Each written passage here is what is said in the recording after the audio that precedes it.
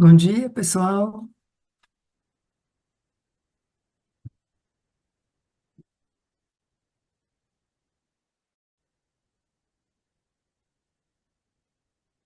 Então, nós hoje vamos ler primeiro alguns trechos de Cherubino sobre poesia do futuro, que nós já,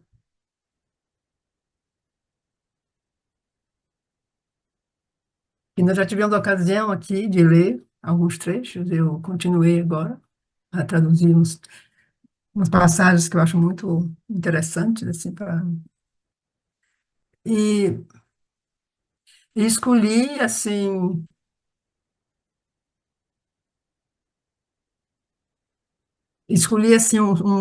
algumas linhas de Savitri, assim, dois momentos de Savitri curtos, justo para ilustrar esse nível de poesia, esse nível de ritmo poético. Então, nós vamos ler primeiro essa primeira seleção dos textos sobre a poesia, e logo depois temos alguma passagem de Savitri, como para ilustrar e, e dar uma ideia, né, como poderia ser essa linguagem mântrica. Então, eu pus, para dar uma ideia mais concreta, mais total, eu deixei o original em inglês, e depois tem uma tradução que eu fiz. E então é sempre bom ter as duas, porque no inglês as pessoas que conseguem acompanhar podem ter uma ideia assim realmente do que é esse ritmo que Cherubim tão natural que vem, não, com a poesia de Cherubim, sobretudo em Savitri, e ao mesmo tempo esse poder realmente mântrico que a gente só pode sentir em sua totalidade no original. Então, assim, por isso eu deixei, tem lá no inglês e em português. E, então, uma coisa que pode vir, assim, à mente, uma questão, realmente uma interrogação, assim, profunda,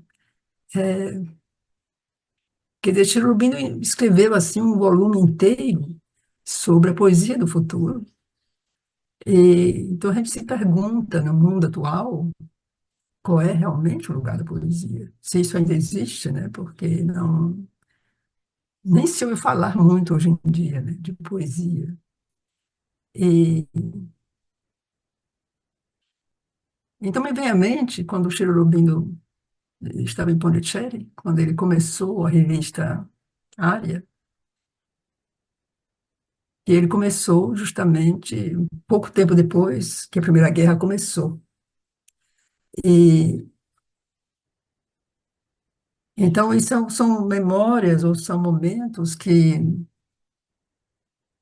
eu já falei, eu já imagino que a gente já mencionou isso aqui em algumas leituras, esse momento exato, sim, 1914, quando Cherubino começou a escrever essa revista.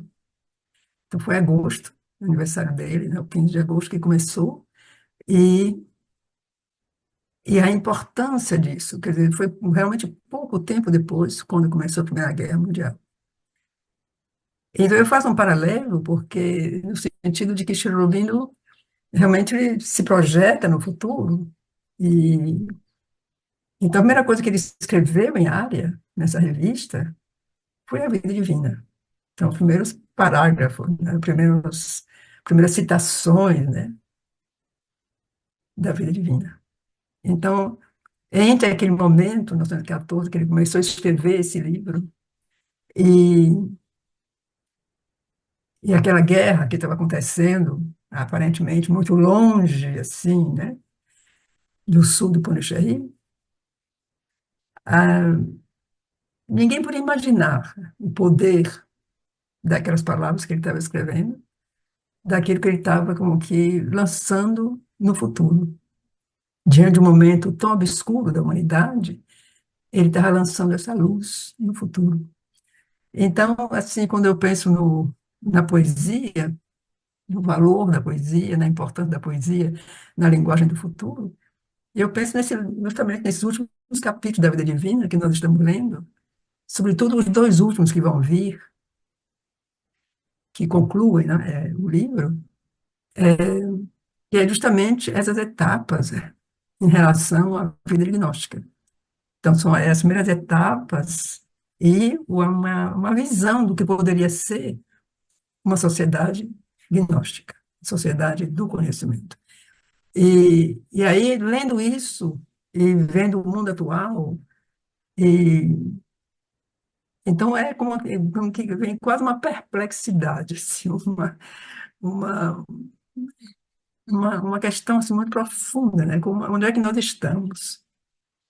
E, visto que a poesia, segundo Cherubim, vai ser a linguagem do futuro, provavelmente, então eu associo essa linguagem do futuro com a vida gnóstica, com a sociedade do conhecimento. Porque, evidentemente, a gente não vai ter essa linguagem. Nossa linguagem vai ter que mudar para corresponder a essa sociedade e a uma humanidade que não é igual a que nós somos agora. Então, assim, é uma projeção também de futuro.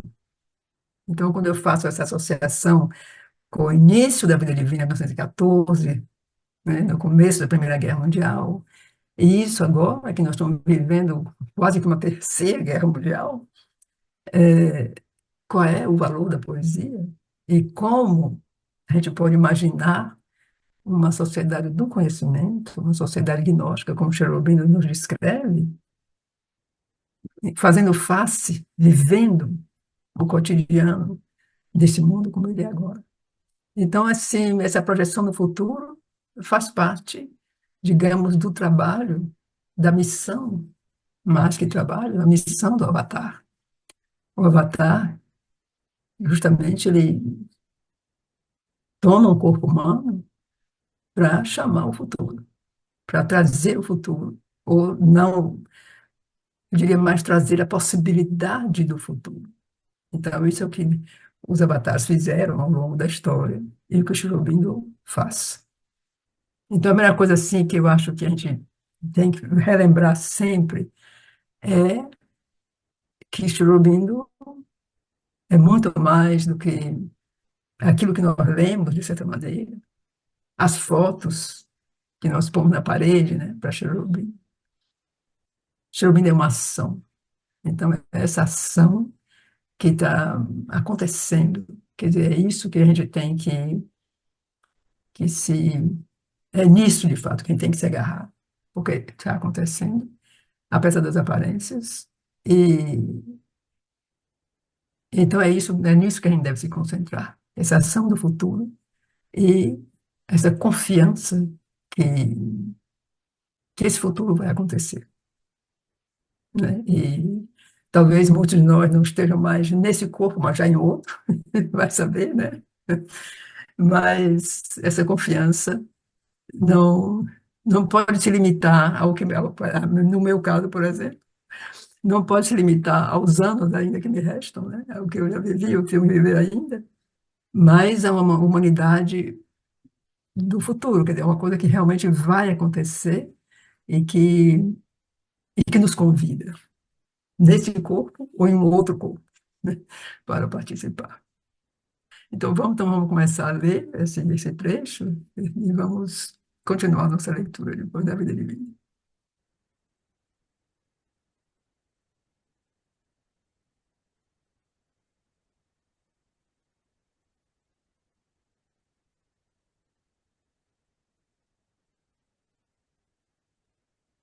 Tentar pressagiar a orientação ou o desenvolvimento futuro da mente ou da vida em qualquer um dos seus domínios será sempre um risco perigoso, pois a vida e a mente não são como a natureza física.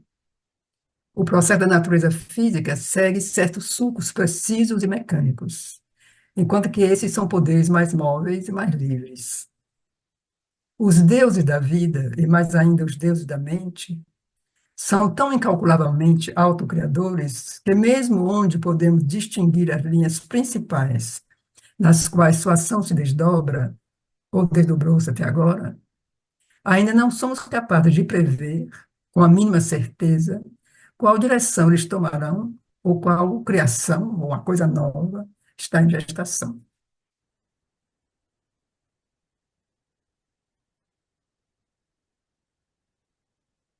Portanto, é impossível predizer a que se assemelhará a poesia do futuro. Podemos ver onde nos situamos hoje, mas não podemos dizer onde nos situaremos daqui a um quarto de século. Tudo o que pode ser feito é identificar para si mesmo algumas possibilidades que se oferecem à mente poética da humanidade e descobrir o que ela poderia cumprir se escolhesse seguir certas aberturas maiores do que aquilo que o gênio de poetas recentes e contemporâneos prepararam para nós. Mas a decisão ainda espera sobre qual caminho ela escolherá, quais suas tentativas para alcançar novas alturas. Então, Schubert fala daí daqui a um quarto de século, então imagina, esse quarto de século se passou e já se foi. Tivemos já muitos, quer dizer, mais de um século, né, que isso aconteceu, que ele disse isso. E nesse século, eu imagino que houve momentos poéticos talvez mais elevados, e, e talvez até podemos até identificar, quer dizer, eu não sei, eu não sei bem aqui agora quais seriam esses poetas, mas nesse último século, de quando Cherubim escreveu isso até hoje, imagino que houve alguns grandes momentos na poesia, mas hoje eu não sei, quer dizer, nos últimos 20 anos, eu não sei, quando eu falo da poesia, em termos assim, digamos, globais, não só a poesia do país, no Brasil, mas a poesia em si, como linguagem da humanidade. Então, eu não sei, eu não acompanho muito isso, né? Não acompanho muito o desenvolvimento da poesia, mas talvez seria um campo interessante a explorar, olhando nessa direção, como o Cherubim indica, como se fossem sinais, talvez, né? De uma certa capacidade humana de captar certas vibrações novas e expressar na poesia. Então, talvez seria um campo de investigação interessante. O que aconteceu na poesia nos últimos 100 anos? Para ver assim, o que ele diz aqui, né? O gênio de poetas recentes e contemporâneos, o que é que eles nos prepararam? Como indicação de uma abertura para essa linguagem nova. Quer dizer, Chorobindo, a gente já conhece, que a gente sabe, Chorobindo alcançou níveis inumanos, né, assim, realmente superiores, mas talvez houve alguma outra voz em alguns pontos, né, na humanidade que conseguiram chegar a uma certa altura. Então, fiquem abertos, um convite talvez a nós todos para tentar ver um pouco nessa direção.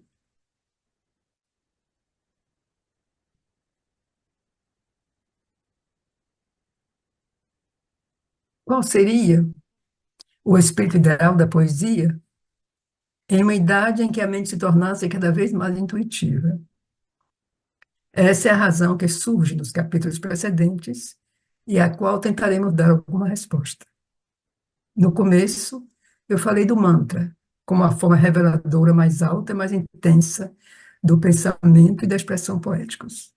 O que os poemas védicos entendiam por mantra era uma visão inspirada e revelada, um pensamento-visão acompanhado por uma realização, para usar essa palavra moderna, pesada, mas necessária de uma verdade profunda de Deus e do céu, do homem e da natureza, do cosmos e da vida, das coisas e do pensamento, da experiência e da ação.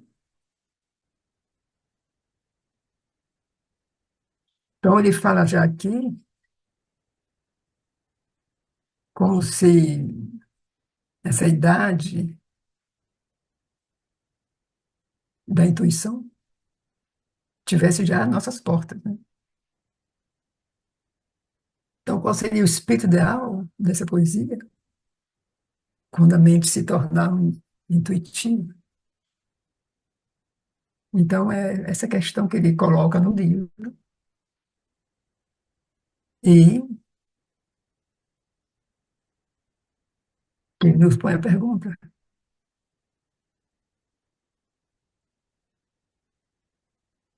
Então, o mantra é a forma reveladora mais alta e mais intensa do pensamento e da expressão poéticos.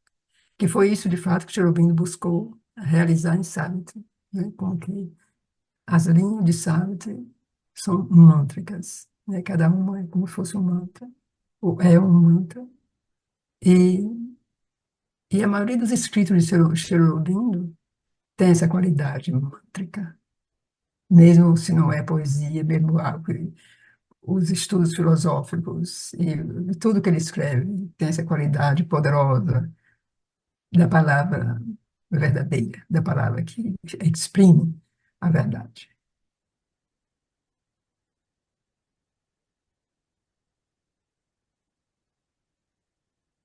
Então, aquele pensamento védico era um pensamento que vinha nas asas de um grande ritmo da alma, Chandas, pois a visão e a audição não podiam ser dissociados, eram um só ato.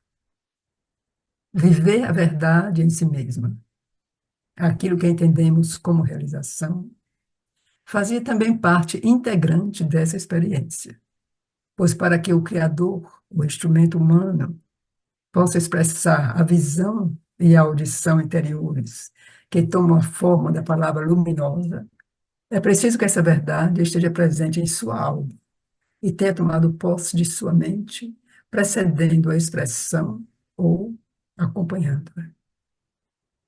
Então, essa é a coisa que revém, né, que volta sempre, essa coisa que é separação que nós vivemos e que esses seres, né, os rishis, por exemplo, não viviam isso. A visão, a audição era uma coisa só. Quer dizer, eles viam e ouviam, porque era a verdade mesmo que se manifestava, e ela não se manifestava em formas diferentes. Era aquela visão e audição e a percepção e tudo como, como se fosse não, quer dizer, era realmente uma coisa só. Então, essa realização, isso era parte integrante dessa experiência, para que ele pudesse expressar a visão e a audição interiores. Então, isso tomava a forma da palavra luminosa, que era o mantra, né? Mas para que isso aconteça, é preciso que isso tudo, essa verdade toda, luminosa, essa palavra, que isso seja presente em sua alma e tenha tomado posse de sua mente, precedendo a expressão, o acompanhando. Que ele se manifeste no ser interior, ainda antes da expressão, ou acompanhando a expressão. Mas nunca é depois, claro. Então, é isso que é a diferença assim, profunda dessa visão e dessa audição como um só ato. Isso é um resultado de que isso está estabelecido na alma, isso está presente na alma. E, a partir daí, toma posse da mente.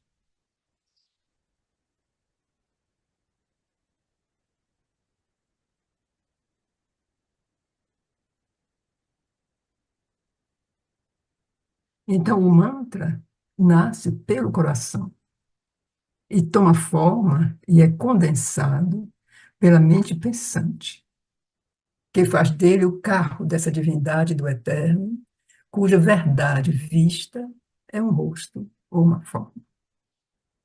E também na mente daquele que se tornou capaz de ouvir a palavra do vidente poeta, estas três coisas devem vir juntas, se nossa palavra for realmente um mantra. Então, a visão da verdade mais íntima deve acompanhar a audição. A posse do seu espírito mais profundo pela mente e o seu retorno à sua morada na alma devem acompanhar ou seguir imediatamente a mensagem rítmica e a visão da verdade verdadeiramente. Então, essas são as coisas que aquele se tornou capaz de ouvir as palavras do vidente poeta. Essas três coisas devem vir juntas. Se nossa palavra for realmente uma. A visão da verdade mais íntima deve acompanhar a audição.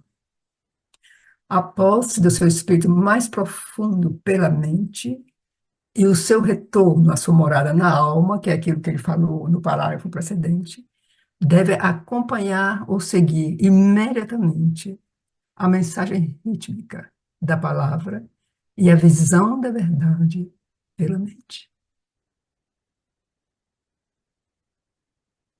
Se a gente pensa nessa coisa da palavra,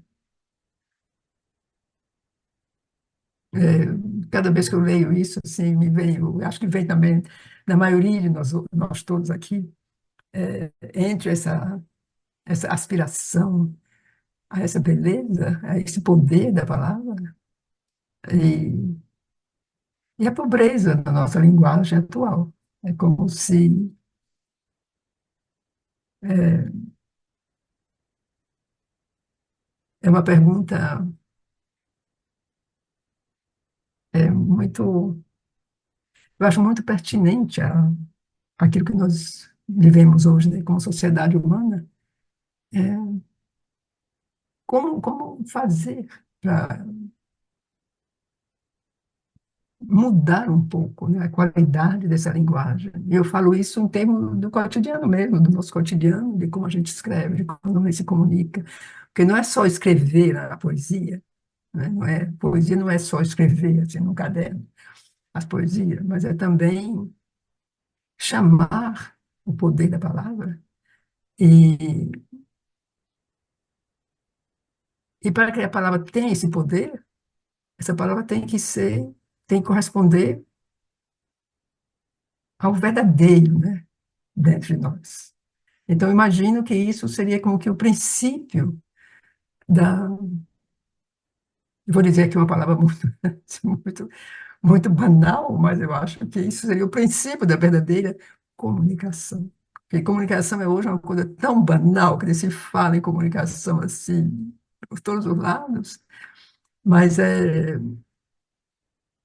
se realmente essa comunicação pudesse ser feita, ser baseada nessa identificação entre o que vem na mente como imagem e aquilo que sai, o que é escrito. Então, assim, isso corresponderia quase que a um outro mundo, né? Porque não é isso que acontece. Então, quando a gente pensa hoje em tudo o que é comunicação, como isso está sendo há muito tempo já, está sendo usado, né? Que foi apropriado, né, por outras forças, né? E como quase tudo que é dito, comunicado, né, até onde a gente pode confiar. Então, é um grande desafio como a gente pode introduzir nessa comunicação justamente o poder da palavra. Essa palavra que transmite, ou tenta transmitir, ou se inspira, ou se identifica, até onde a gente pode, porque claro que a gente não alcança ainda esse plano tão mais alto, mas aqui onde estamos, né, se a gente conseguisse fazer disso um veículo da verdade, como a gente pode ver agora, eu acho que seria já seria um grande pequeno passo, né? Mas eu acredito profundamente que nós todos aqui tentamos isso. Nós todos aqui tentamos falar a verdade, nós todos aqui tentamos, quando escrever o melhor que se pode, quando se lança uma mensagem, quando se comunica algo, nós todos tentamos isso. Eu acredito, assim, o que eu vejo, assim, escrito por muitas pessoas, é essa tentativa de uma linguagem, pelo menos harmoniosa, né, e, e talvez é começando por aí, né, que ele pode inserir nessa linguagem algo de verdadeiro.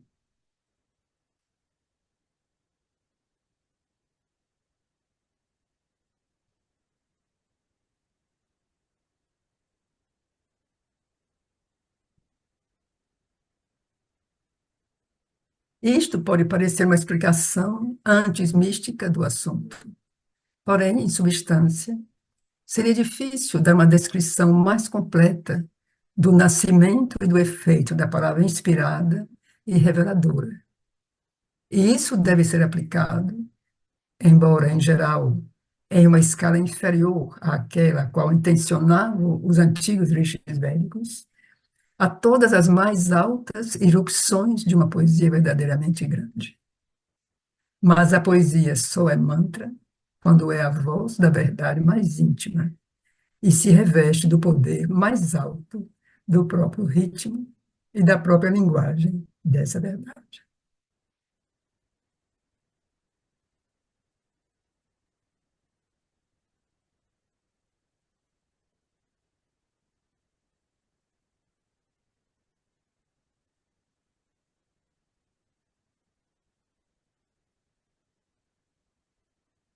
Os antigos poetas dos Vedas e dos Upanishads afirmavam que pronunciavam o mantra porque foi sempre essa verdade íntima e quase oculta das coisas que eles se esforçaram para ver, ouvir e pronunciar.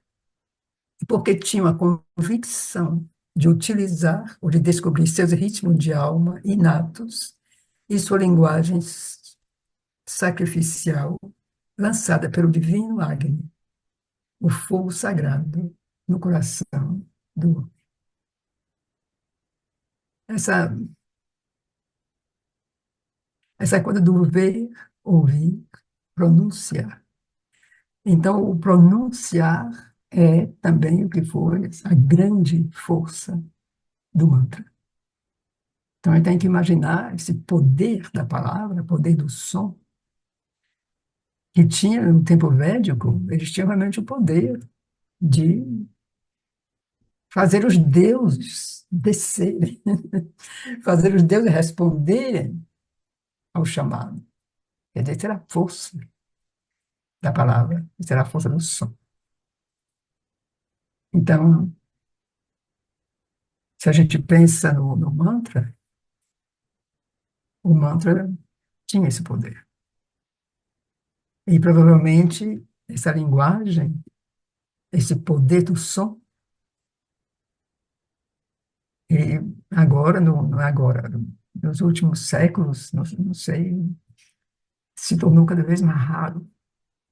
E eu nem sei se a gente pode dizer que ele existe ainda nesse nível. Eu acho que provavelmente não existe mais. Que eu acho que eu nem sei mais que linguagem, que deveria ter sido talvez no sânscrito, muito no seu som original, né? Que é uma coisa que é difícil imaginar.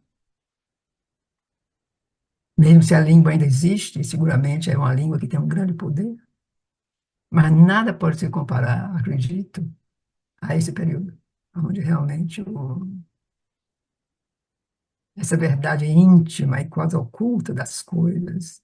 Então, eles se esforçavam para ver, ouvir e pronunciar. Então, a pronúncia correta, aquele som justo, aquele som que não pode escorregar, é aquele som preciso, imagino. Então, com isso, eles tinham a convicção de utilizar ou de descobrir seus ritmos de alma inatos e sua linguagem sacrificial. Então, naquele tempo, assim, como que é Agni, era Agni no coração, esse fogo sagrado que estava à origem, né, desse ritmo, dessa descoberta, desse tudo.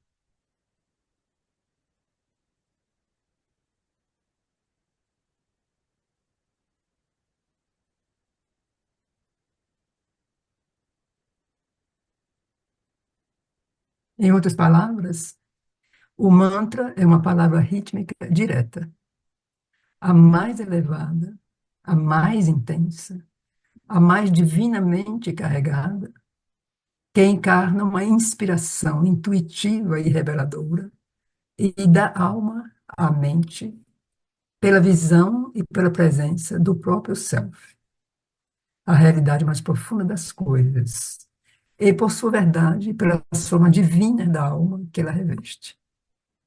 As divindades que nascem da verdade viva. Ou ainda, digamos que o mantra é a linguagem rítmica suprema, que se apodera de tudo que é finito e faz penetrar em cada coisa a luz e o canto de seu próprio infinito.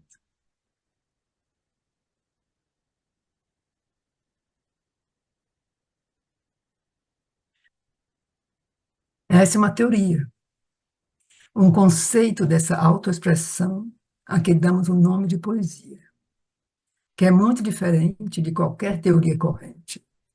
Uma ars poética sagrada ou hierática, que só foi possível nos dias em que o homem acreditava estar próximo dos deuses e sentia a presença deles em seu peito, em que podia pensar haver ouvido alguns acentos de sua sabedoria divina e eterna tomar forma nas alturas de sua própria mente.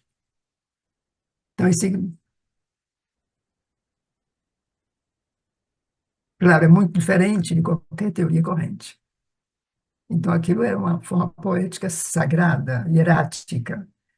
Isso existiu quando ainda acreditava-se que estávamos próximos dos deuses e a presença deles estava dentro de nós. E que se poderia ouvir alguns acentos dessa sabedoria divina e eterna, né? E que o que a gente ouvia podia tomar forma nas alturas da mente. Quer dizer, a mente, nessa época, a mente realmente tinha uma altura, tinha uma dimensão, era próxima das fontes supremas, né?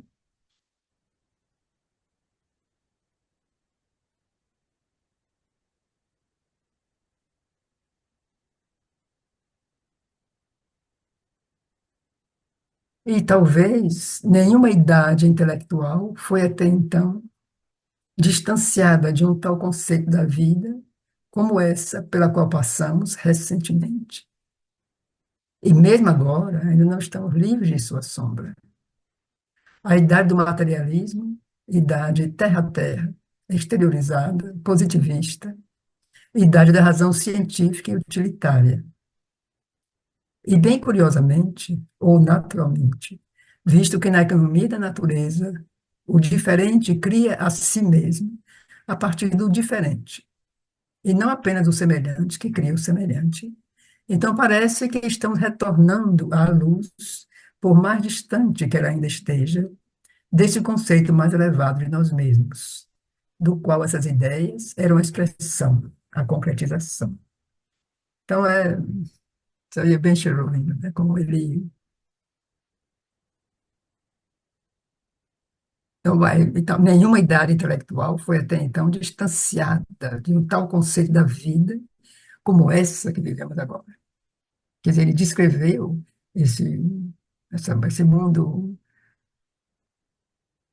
onde justamente era a mente intuitiva que organizava e que guiava a vida. E é aquilo que nós vivemos agora.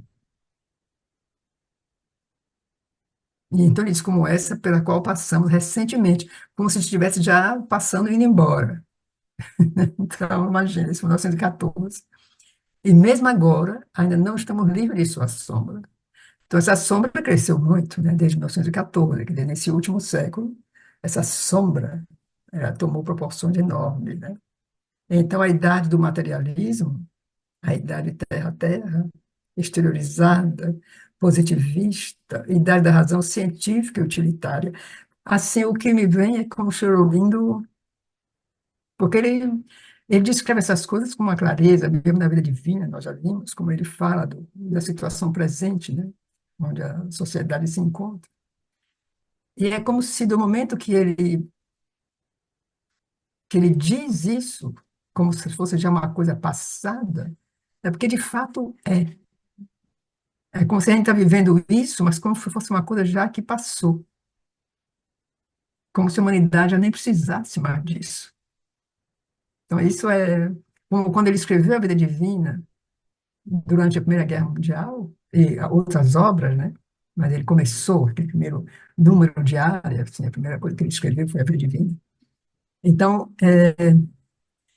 como se do momento em que ele projeta isso, que ele fala essas coisas, que ele diz, tal conceito da vida, como essa pela qual passamos recentemente, quer dizer, já passou, mas ainda está uma sombra, então é como se ele nos lança no futuro, ele nos lança além disso, para além dessa situação.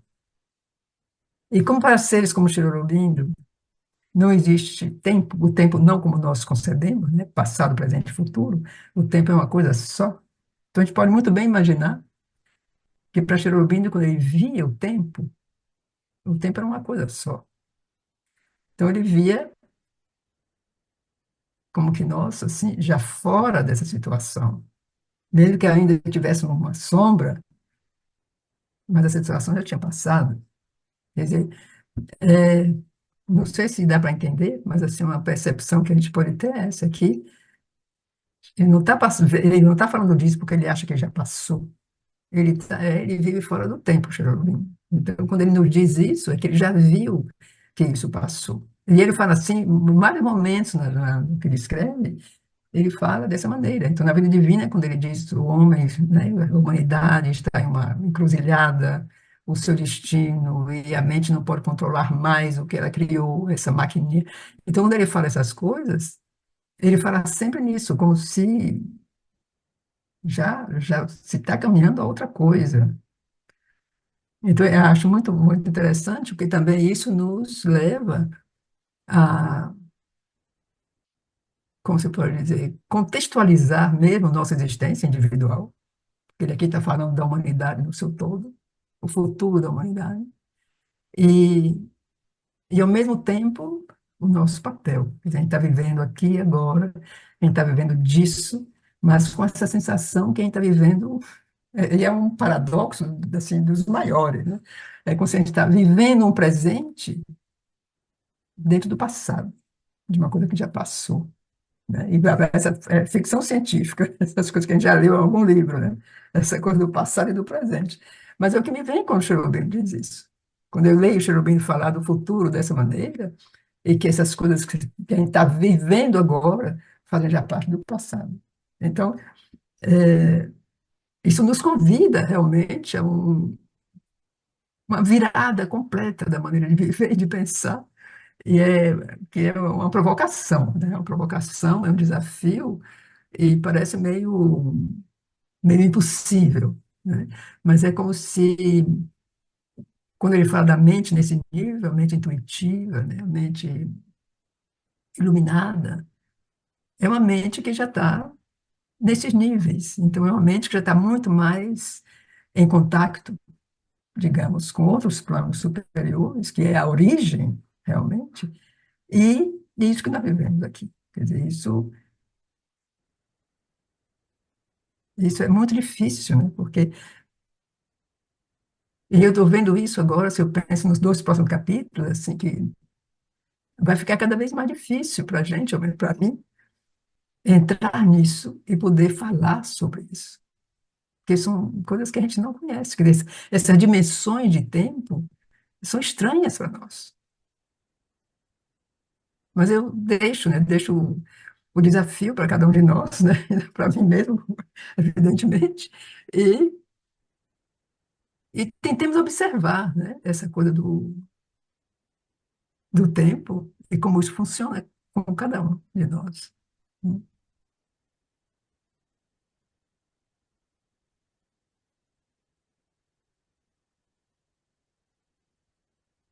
Pois podemos observar que, embora em circunstâncias muito diferentes, em formas mais amplas, com uma mente mais complexa e as bases da cultura e da civilização consideravelmente alargadas, o ganho e a herança de muitas idades intermediárias, parece que estamos no ponto, no ciclo de nosso percurso, de retomar um esforço que se parece muito àquilo que era, de certo modo, a alma da mente védica, ou ao menos vedântica. Então, aqui ele está convidando, né? Aqui,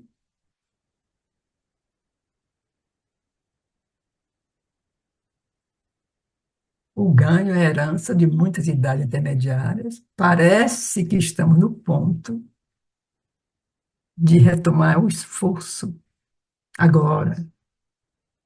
Então, a gente pode, assim, considerar, quando a gente lê na Gita, nos ensaios, como ele nos diz, nós não pertencemos à glória do passado, mas aos meios-dias do futuro.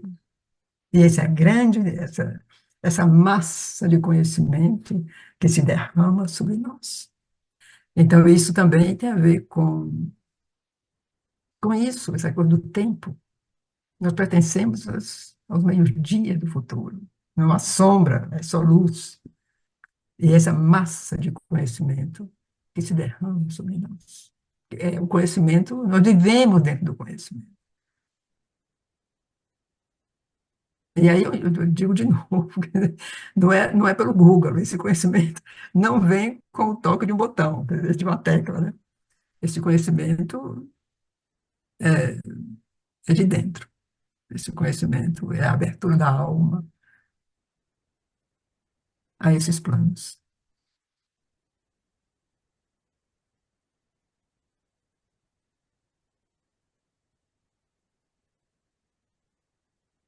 Agora que nós vimos minuciosamente o que é essa realidade material do mundo em que vivemos, e adquirimos certo conhecimento da realidade vital, da força da qual surgimos, começamos, enfim, a buscar de novo a realidade espiritual daquilo que nós somos e que todas as coisas secretamente são.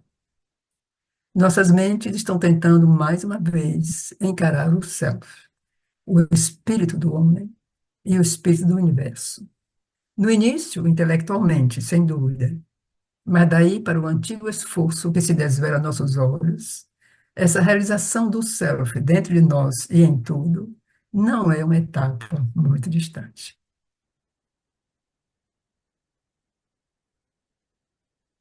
Então, aqui tem dois pontos, né, que a gente considera. Uma é que nós vimos minuciosamente o que é essa realidade material do mundo em que vivemos.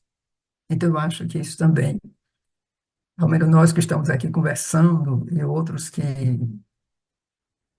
estão também participando de outra maneira, então nós sabemos o que é essa realidade material. Sabemos o que é que esse mundo, ao menos em aparência, né? Então, adquirimos também um certo conhecimento da realidade vital, da força da qual surgimos. Então, isso é muito interessante, que, de um lado, nós temos cada vez mais essa percepção dessa realidade material do mundo que vivemos, cada vez mais. E, ao mesmo tempo que vem essa percepção dessa realidade, vem também esse conhecimento da realidade, que existe essa força por trás, essa existência única que Schrödinger nos fala. Então, daí começamos essa busca, porque vamos buscar, então, a realidade espiritual daquilo que nós somos. Então, já justamente o que é essa realidade material, a gente pode ver também de outras maneiras. Então, a verdadeira realidade material é essa matéria que está negligenciada, essa matéria que a gente nunca quer, a sociedade ignora, essa materialidade, mas, ao mesmo tempo, tem o aspecto que o ser humano criou para essa natureza, para essa matéria. Então, tem vários aspectos, né? Então, vimos minuciosamente o que é essa realidade material do mundo em que vivemos. Então, essa realidade material, a gente pode considerar em dois aspectos. Um é a realidade material, como ela é em sua origem, a realidade real. E outra, o que essa humanidade criou, essa aparência das coisas, né? Então, isso eu acho que é a primeira coisa que se percebe quando se busca essa força da qual surgimos. Então, quando essa força da qual surgimos, quando a gente começa a querer se conectar, a querer se perguntar o que é isso, a gente percebe também, isso vem junto. O que é essa realidade material do mundo em que vivemos? Até onde vai a aparência que nos cega e a realidade real? Então, isso é muito, essas frases aqui são muito, mexem muito, né? Porque aí, quando descobrimos essa força por trás, ou que descobrimos que existe isso, ou começamos a sentir que existe, então começamos, enfim, a buscar de novo a realidade espiritual daquilo que nós somos, que todas as coisas secretamente são. Nossas mentes estão tentando mais uma vez encarar o céu, o espírito do homem e o espírito do universo. No início, intelectualmente, claro. Isso é como que é o intelecto, né, que começa a fazer talvez perguntas, e talvez não comece pelo intelecto. Talvez comece no coração, provavelmente comece no coração. Mas a gente vai buscar o intelecto para esclarecer as dúvidas, né, para criar as perguntas, para ter certezas. Então, primeiro, intelectualmente, sem dúvida, mas aí, desse ponto, para o antigo esforço que se desvela a nossos olhos, essa realização do self dentro de nós e em tudo, não é uma etapa muito distante.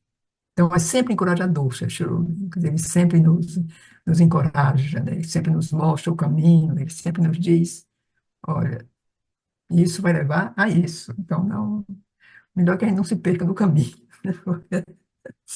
Então, esse parágrafo aqui é muito, para mim, muito revelador, né? Porque a gente está vendo, a gente está vivendo, isso é uma das coisas bonitas, eu acho, de viver o mundo agora, estar vivo agora, nesse mundo, é porque a gente está vivendo esses momentos, né, em que a mente, o ser está buscando, quer dizer, a gente está descobrindo essa força por trás, e isso é um movimento global, quer dizer, tem tantos aspectos diferentes, mas é um movimento humano da humanidade inteira, ou não diria inteira, mas uma boa parte da humanidade. Então, isso é muito bonito de observar.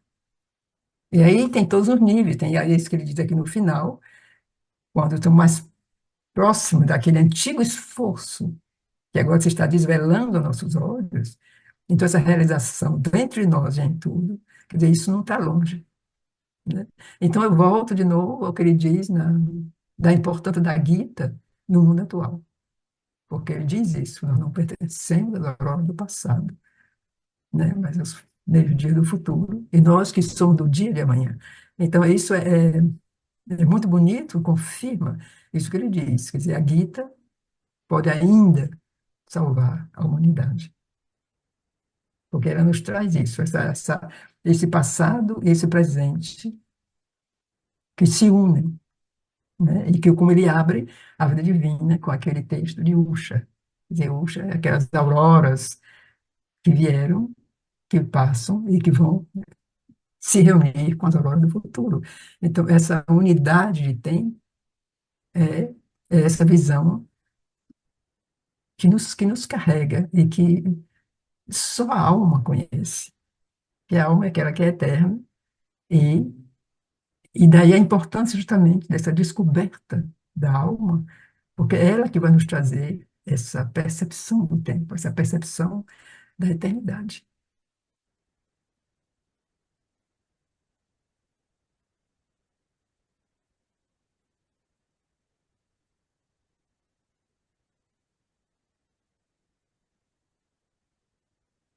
E com esse esforço, deve ressurgir também na mente humana o conceito das divindades, em quem esse espírito, esse self, essa realidade maravilhosa que paira sobre o mundo, toma forma na alma liberta e na vida do ser humano. Sua divindade da verdade e da liberdade e da unidade.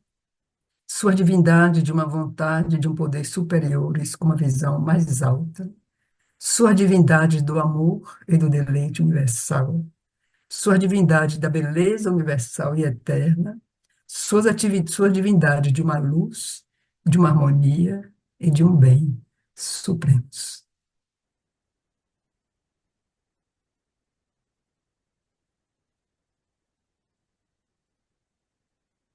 É como também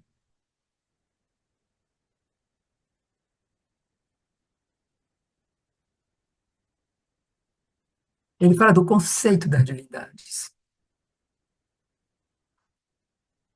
em quem esse espírito, esse céu, essa realidade maravilhosa que paira sobre o mundo.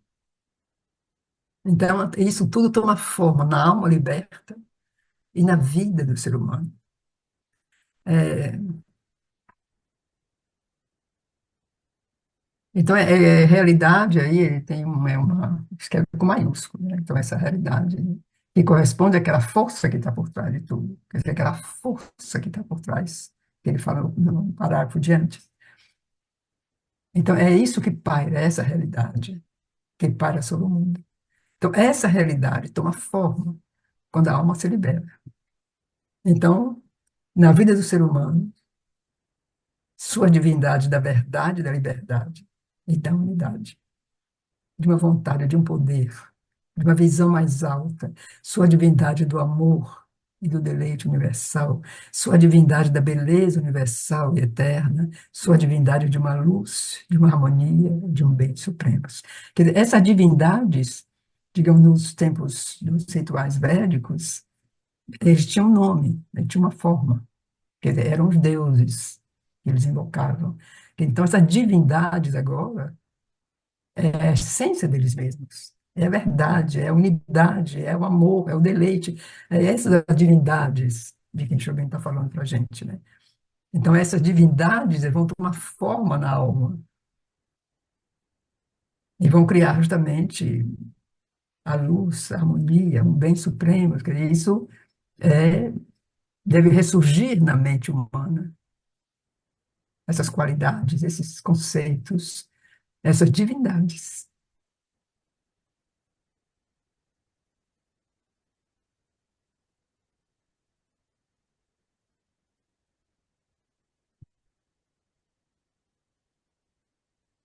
Os novos ideais da espécie parecem já tocados por uma primeira sombra radiosa dessas coisas. E mesmo que seja apenas um toque, um sopro de cores na atmosfera terna de nossa mentalidade recente, todos os sinais indicam que esse toque vai se aprofundar e crescer nos céus para os quais elevamos nosso olhar, ou então já para a terra de nossa vida real. Então, os novos ideais da espécie parecem já tocados por uma primeira sombra radiosa dessas coisas. E mesmo que seja apenas um toque, um sopro, quer dizer, basta pouco, né? Na atmosfera terna de nossa mentalidade recente, todos os sinais indicam que esse toque vai se aprofundar e crescer dos céus para os quais levamos nosso olhar, ou então já para a terra de nossa vida real. Então, essa coisa de primeiro vamos levar para os céus, né? Quer dizer, assim, vamos esperar ir para o céu, que é no céu que tudo isso se realiza. Mas agora ele diz, ou então já, quer dizer, já é o momento que esse olhar se volte para a terra, nossa vida real, né? Sair dos céus, né? Trazer esse olhar para a terra.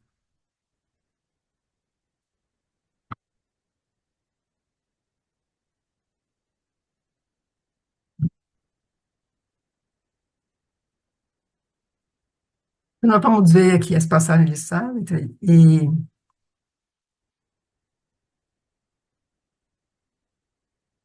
é, Henrique, se você puder deixar a, a versão em inglês um pouquinho para quem possa ler inglês, possa ler, que eu não vou ler em voz alta o inglês, porque eu não ouço, mas as pessoas podem ler.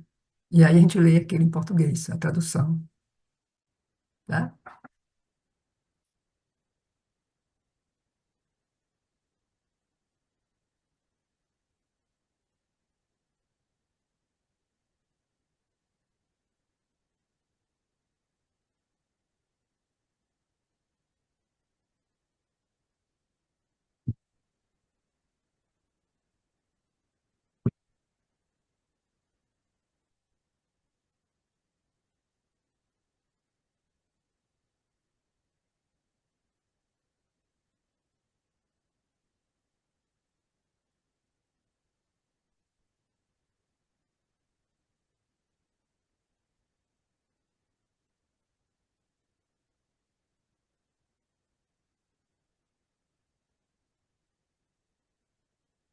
Então,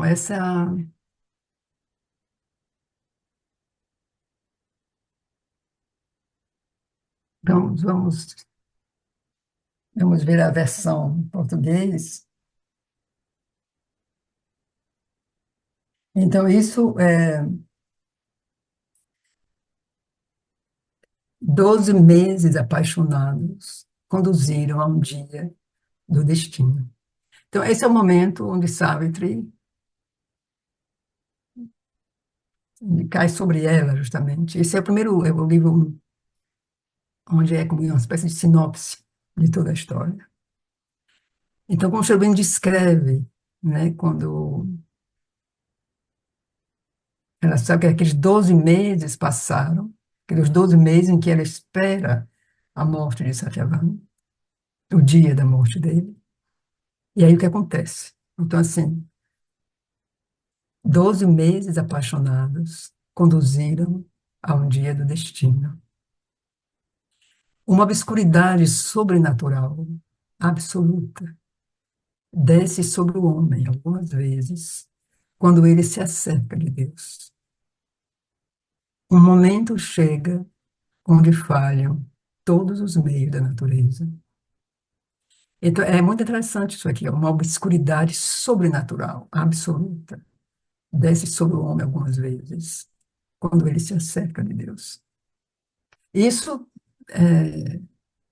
foi descrito muitas vezes, os grandes místicos falaram sobre isso, eu acho que mesmo Aurobindo ele menciona algumas vezes isso, é como tem um momento que, é aquilo, eu não sei, me vem a imagem de São Juan de la Cruz, quando ele fala da noite escura da alma. Então, é essa escuridão, quer dizer, é uma escuridade sobrenatural, quer dizer, quando você está próximo, aí vem com uma coisa que ele cobre, aí ele chamava isso, né, São Juan de la Cruz, essa imagem muito bonita, né, a noite escura da alma. Então, isso alguma vez acontece quando o homem se acerca de Deus. Porque nesse momento, quando o momento chega, onde falham todos os meios da natureza, você não tem mais nada onde você pode contar.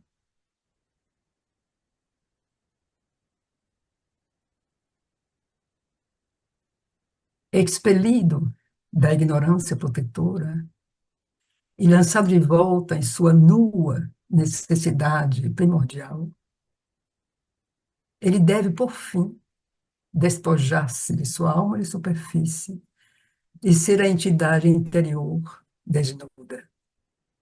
Esse momento desceu agora em Sankey. Então ele saiu, saiu da ignorância, porque aqui a gente tem que ver, a gente vai ver mais adiante um pouco, quando a gente vai ler o livro, A Vida Divina, essa ignorância, quer dizer, você quando não sabe, está protegido de certa maneira. É ignorante, ele vive na ignorância. Agora mesmo, quer dizer, nós vivemos na ignorância, mas aí quando a gente pensa saber um pouquinho, aí começa a ficar difícil, né? Quer dizer, a ignorância, de certo modo, protege, porque você não tem questões, você não tem dúvidas, você vive na ignorância, né? Mas aí ele foi lançado de volta em sua nua necessidade primordial. Então, essa nua necessidade primordial nos leva também de volta a aquilo também da vida divina do começo. O que é essa nua necessidade primordial?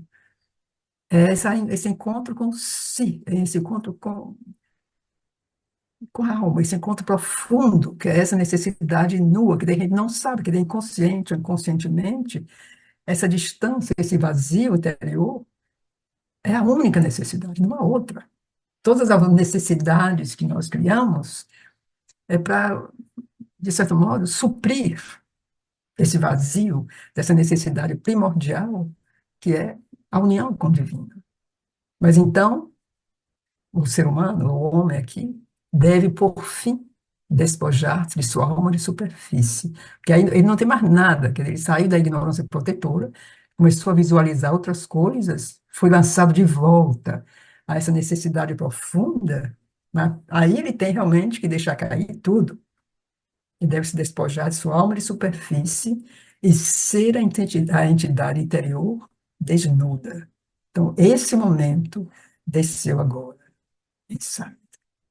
Então, eu tentei pegar, eu não escolhi, quer dizer, é difícil escolher, né, sabe? Quer dizer, assim, eu não.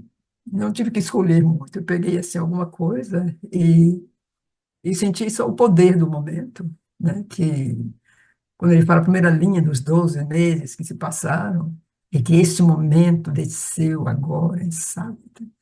Quer dizer, ela recebeu isso tudo, ela viveu isso tudo.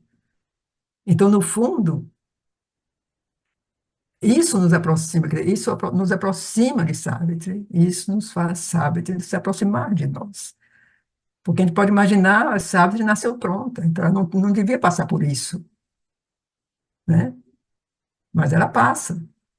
Então, esse momento desceu sobre ela, porque ela tomou um corpo humano, ela é um avatar, ela desceu, se manifestou num corpo físico, e ela teve que passar também por isso, né? Então, ela viveu isso. Quer dizer, o dia em Satyavana, que ela sabe que Satyavana deve morrer, é o dia que ela realmente se sente sem recursos, né? E é quando a Mãe Divina fala com ela, diz, mergulhe em você mesma e procure sua alma. Então aí você tem a viagem de Savitri, que a Ricardo já nos mostrou aqui uma vez. Mas como o Sri Aurobindo diz isso, né? Como ele constrói esse momento, é, bom, não tem nada para dizer, né? Mas eu quero dizer só que eu não tive nenhuma intenção, assim. Eu só quis ilustrar uma maneira poética, superior, digamos, de aumentar com a mente de Cherubim, ilustrando esse momento, que é o momento de cada um de nós também. Eu acho que muitos de nós, em dimensões, claro, muito diferentes, né? Mas é uma coisa que eu penso que muitos de nós conhecemos isso, né? Muitos.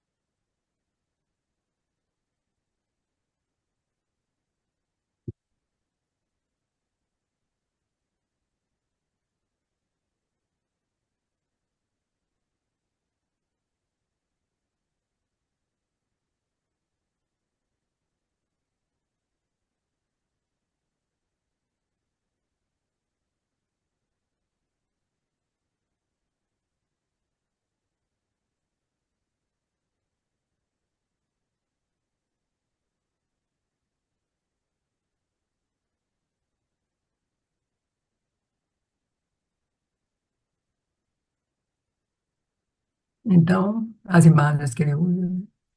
Uma chave virou em uma fechadura mística do tempo, mas onde o silêncio dos deuses passou, uma harmonia maior, nascida da quietude, surpreendeu com alegria e doçura corações saudosos. Um êxtase e um sorriso e um apelo. Então, o silêncio, desculpe, então um poder inclinou-se, uma felicidade encontrou sua casa, o seu lugar. Sobre a vasta terra, desabrochou a beatitude infinita. Então, isso é um dos últimos livros, né? O livro 11.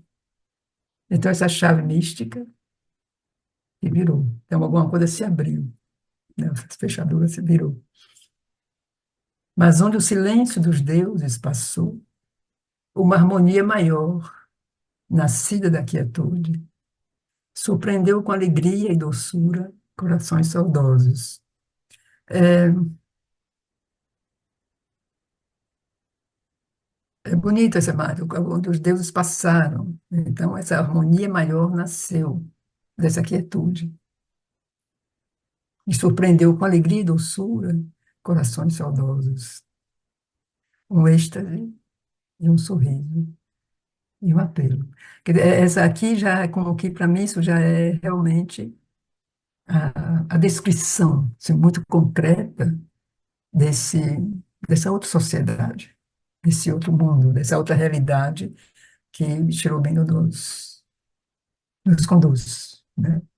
Então, essa harmonia que nasce da quietude e que surpreendeu com alegria e doçura os corações saudosos. Quer dizer, essa saudade é a saudade do coração, é a saudade daquilo que nos faz, que nos falta, daquilo que buscamos, né? Então, veio com um êxtase e um sorriso e uma trilha.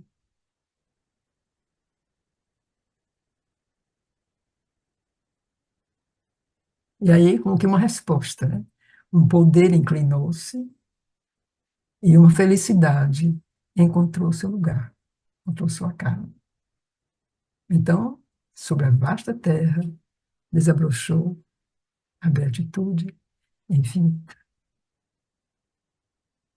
Isso é o penúltimo livro, sabe?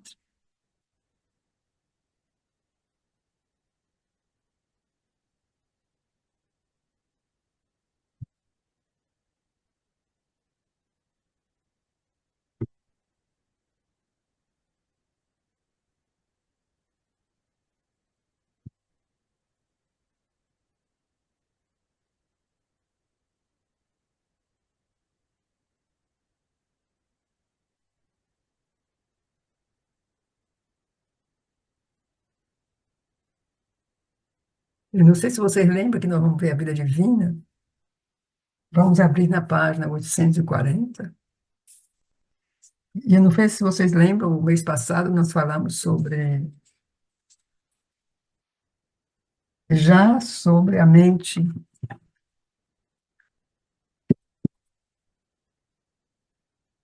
o diversos aspectos da mente e sua evolução.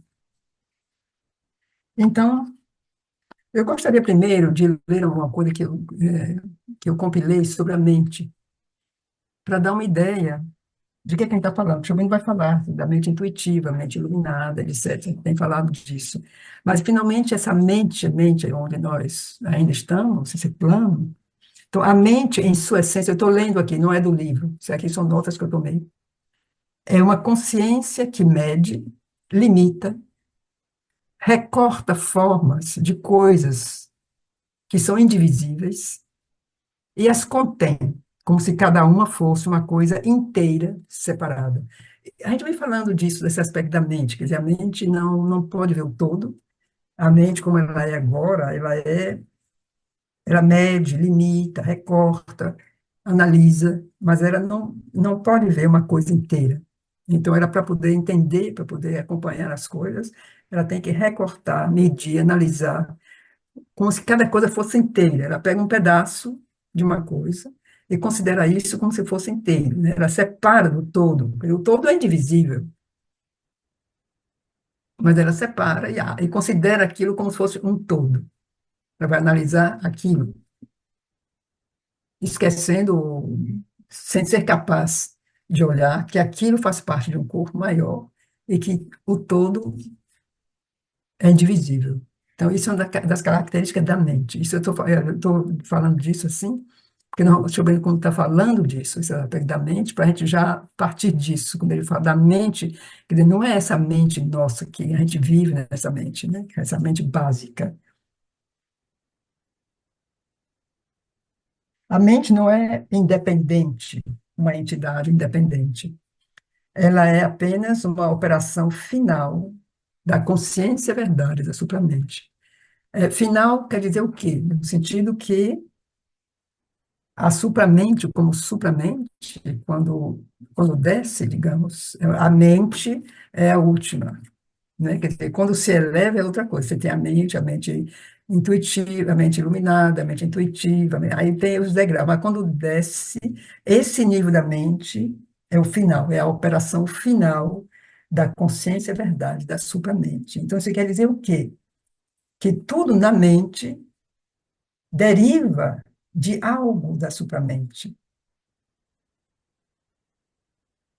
né? E é uma tradução limitada, inferior, tateante, parcial, mesmo perversa, desse algo na mentalidade. Então, esse fato que a desceu, se estabeleceu aqui essa mente, então ela deriva, mas é limitada, é inferior, é tateante, é parcial, algumas vezes mesmo perversa. Então, isso é uma das características, assim, da nossa mente. Então, vamos falar disso porque é o que nós vamos ler agora sobre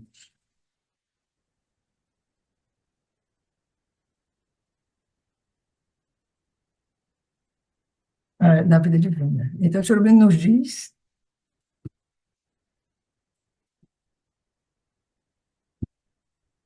a mente iluminada não age principalmente pelo pensamento, mas pela visão.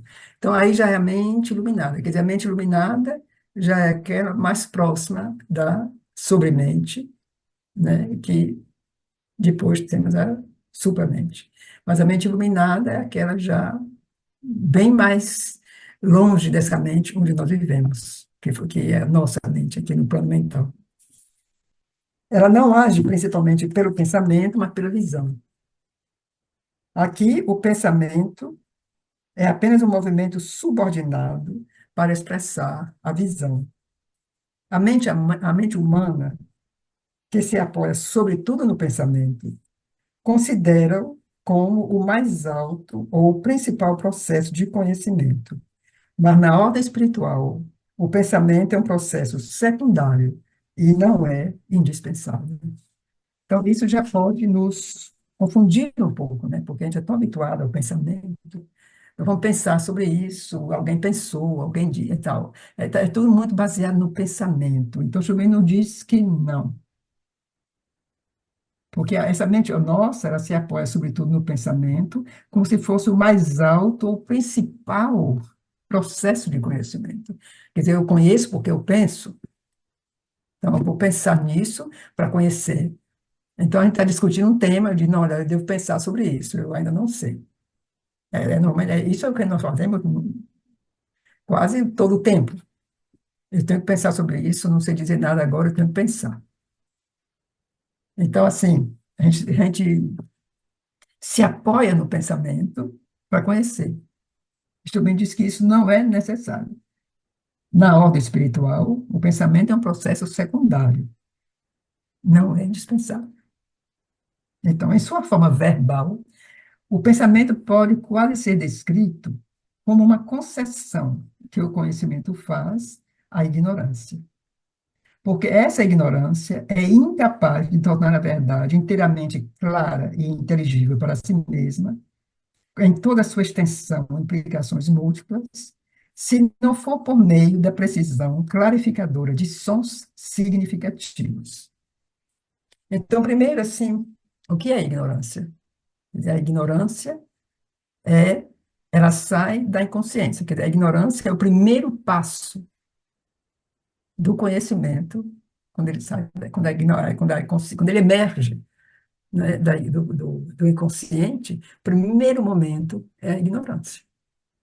Então, a ignorância não é o oposto do conhecimento. Agora, lembremos que em Cherubim não há dualidades, né? Quer dizer, a ignorância é o começo do conhecimento. Quer dizer, o conhecimento, na sua evolução do conhecimento, a ignorância vai se tornar conhecimento. Mas no momento nós vivemos na ignorância. Então a ignorância sai do inconsciente, é já como um primeiro passo. Lembra no verso de Sartre que diz isso, né? Quer dizer, não tem mais, não está mais protegido, né? Pela ignorância, né? Quer dizer, então a ignorância já sai do inconsciente. Mas essa ignorância é incapaz de tornar a verdade inteiramente clara e inteligível para si mesma, se não for por meio da precisão clarificadora de sons significativos. Então, para sair dessa ignorância, a gente tem que dizer coisas, imaginar coisas, pensar coisas. Então, isso é um artifício, não é um artifício, mas um instrumento, quase, eu diria, para que essa ignorância se desperte a si mesma, que ela saia, né, desse embotamento e consiga já evoluir. Quer dizer, assim, isso já faz parte desses primeiros passos da ignorância em direção ao conhecimento. Mas é evidente que isso é um artifício, um mecanismo. Em si mesmo e em sua origem nos planos superiores da consciência, o pensamento é uma percepção, uma assimilação cognitiva do objeto ou de certa verdade das coisas. E esse é um resultado da visão espiritual, que, embora poderoso, ainda é um resultado menor e secundário. Esse é um olhar relativamente externo e superficial do self sobre o self, do sujeito sobre si mesmo, ou sobre algo de si mesmo como objeto, pois aí tudo é diversidade e multiplicidade do self. E nós precisamos ver uma coisa, então cria uma imagem, cria o som que corresponde, né, o nome, a ideia.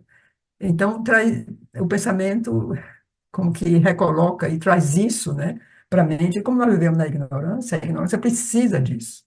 A gente precisa olhar para uma flor e dizer flor, essa flor não é mais que, não é ainda mais que flor, é uma rosa. Mas você tem que verbalizar isso, né? Tem que dizer isso. A mente tem que analisar isso. Aí tem que saber que tem essa flor, uma tal flor, pertence a uma família tal, e aí vai, né, cria toda uma estrutura em torno dessa flor. Quer dizer, é esse processo mental do conhecimento que satisfaz a mente, porque a mente não pode conhecer aquela flor de outra maneira.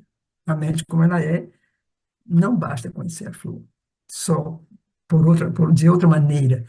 Para conhecer a flor, ela tem que dar todos esses elementos em torno de uma flor.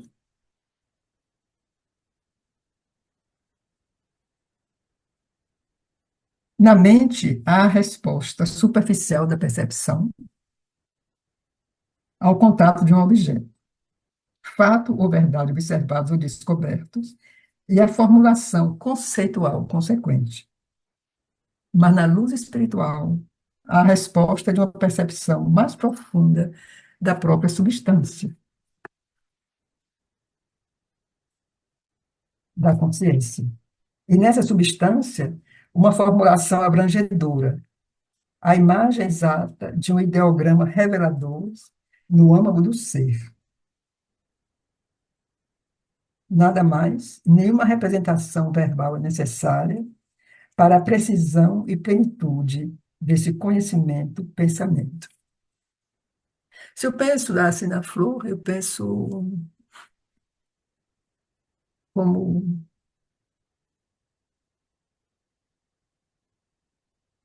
como a mãe, assim, olhava para a flor e o que ela identificava na flor era o seu significado espiritual, né? Ela viu uma rosa como que é a essência, né, da rosa, ou de uma margarida, ou de uma florzinha do campo, ou,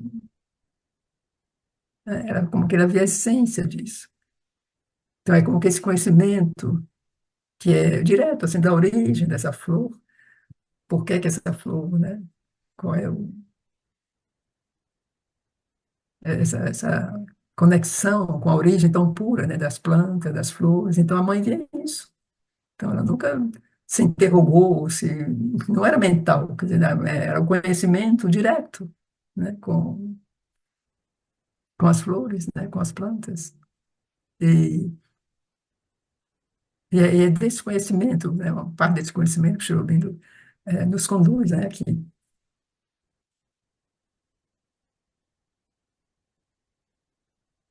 Então, é com a imagem exata de um ideograma revelador no âmago do ser. Então, é como se houve uma coisa no âmago do ser que, como sabe. Então, nada mais, nenhuma representação verbal é necessária para a precisão e plenitude desse conhecimento-pensamento. O pensamento cria uma imagem representativa da verdade e a oferece à mente como um meio de manter a verdade e fazer dela um objeto de conhecimento.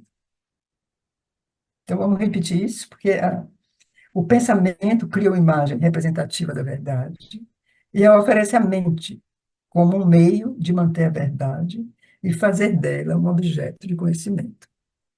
Mas, na luz solar de uma visão espiritual mais profunda, o próprio corpo da verdade é tomado e representado de modo exato. Nessa visão, a imagem representativa criada pelo pensamento é secundária e derivada. Ela é poderosa para comunicar o conhecimento, mas não é indispensável para recebê-lo ou possuí-lo. Então, se a gente volta à imagem da flor, então, se você, essa imagem do pensamento, pode ser poderosa se nós queremos comunicar o pensamento. Então, nós vamos dizer, comunicar o conhecimento. Então, aí vai toda a coisa mental, né? Vamos comunicar que a flor, ela pertence a tal família, ela tem uma cor, ela tem um perfume, enfim, o que seja. Mas não é indispensável para receber esse conhecimento ou possuir esse conhecimento. Então, digamos, se a mãe olha uma flor, ela identifica a essência dessa flor, ela tem o conhecimento. Aí, a partir desse conhecimento, ela pode, quer dizer, ela pode ir um pouquinho mais longe e dizer que é família e tal, no caso. Né? No caso, não foi ela, quer dizer, alguém outro fez para ela. Quer dizer, o livro tem esses dados todos no livro das flores, mas não foi ela quem foi buscar. Quer dizer, ela viu, ela soube, na alma, ela sabia o que era aquela flor. Então, alguém foi buscar os dados, né? Sim, porque aí era necessário, porque tinha que comunicar. Eles queriam fazer um livro, queriam que outras pessoas participassem daquela experiência, daquele conhecimento. Então, aí aplicaram para comunicar aquele conhecimento, então tiveram que criar uma estrutura, que aí o pensamento ajudou, então aí se criou uma estrutura. Mas para conhecer, digamos, a flor, aquela estrutura, de fato, não era necessária. E isso a gente pode aplicar com muitas coisas, o que se dizia na Índia Antiga, o conhecimento pela identidade.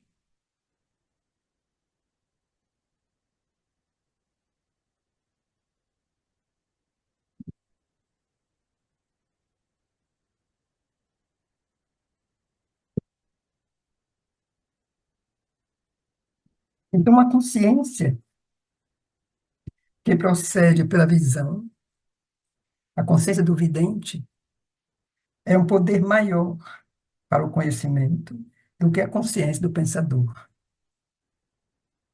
O poder perceptivo da visão interior é maior e mais direto do que o poder perceptivo do pensamento.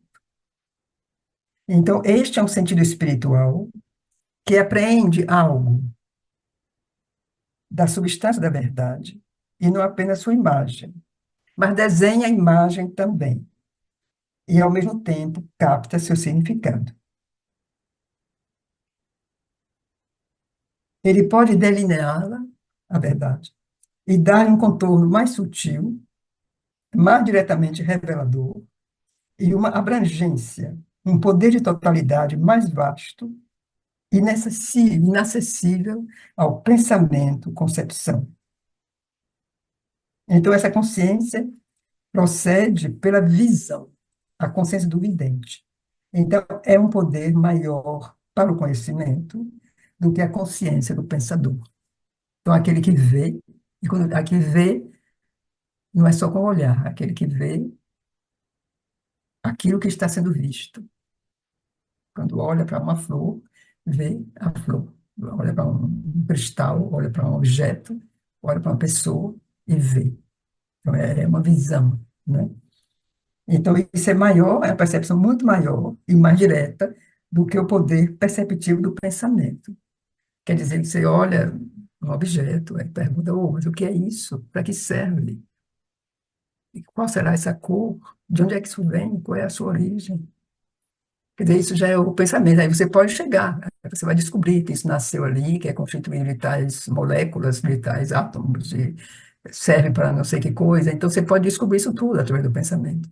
Mas a visão direta é como você sabe, porque viu, né, a essência da coisa. Então, nesse sentido, Schelling diz a visão, a consciência do vidente é um poder maior para o conhecimento, porque justamente ele conhece por identidade, ele conhece direto, é um conhecimento direto, do que a consciência do pensador. O poder perceptivo da visão interior é maior e mais direto do que o poder perceptivo do pensamento, porque é um sentido espiritual que apreende algo da substância da verdade e não apenas sua imagem. Desenha a imagem também e, ao mesmo tempo, capta seu significado. Pode delineá-la e dar um contorno mais sutil, mais diretamente revelador, e uma abrangência, um poder de totalidade mais vasto, inacessível ao pensamento e concepção. É como que você imagina um cristal, por exemplo, um cristal que é uma coisa tão especial, né? E quando vê, pode ver mundos, né? Aí é essa identificação, esse conhecimento profundo, e aí é abrangente, quer dizer, no momento que você que vê o cristal, ele vê tudo sobre o cristal. É muito mais do que justamente esse conhecimento, essa vastidão, era inacessível ao pensamento e concepção. Para chegar a isso, o pensamento tem que elaborar muito, e nem sei se chega. Cherubino diz que é aqui que é inacessível. Então, há uma dimensão do conhecimento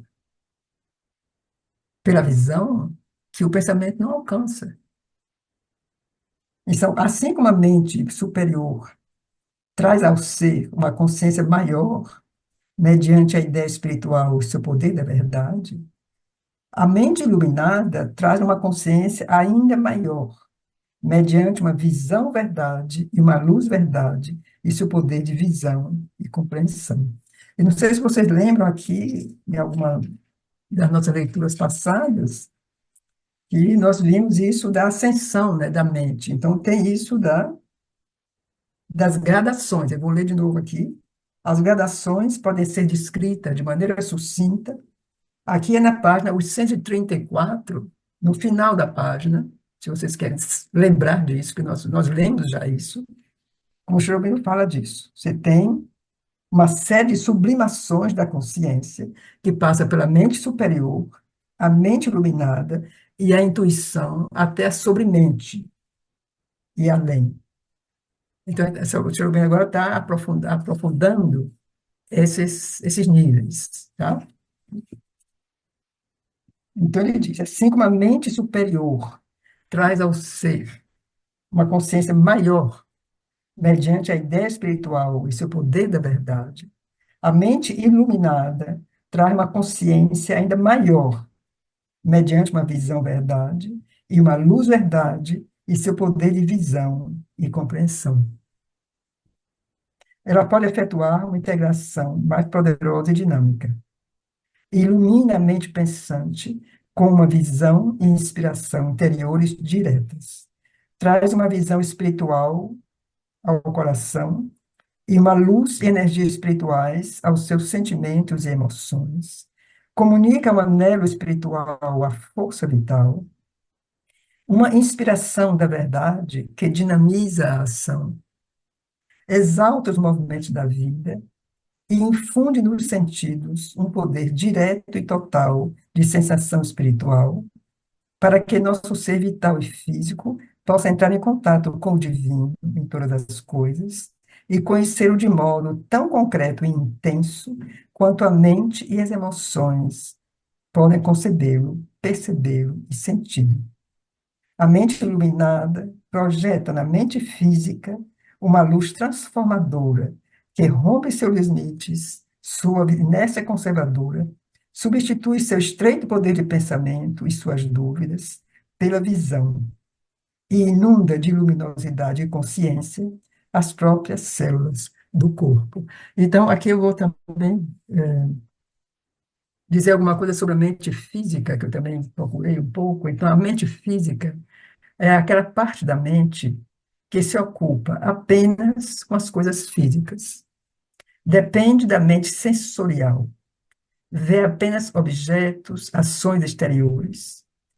Capta suas ideias das informações que recebe de coisas externas e deduz só deles. Ela só conhece aquilo.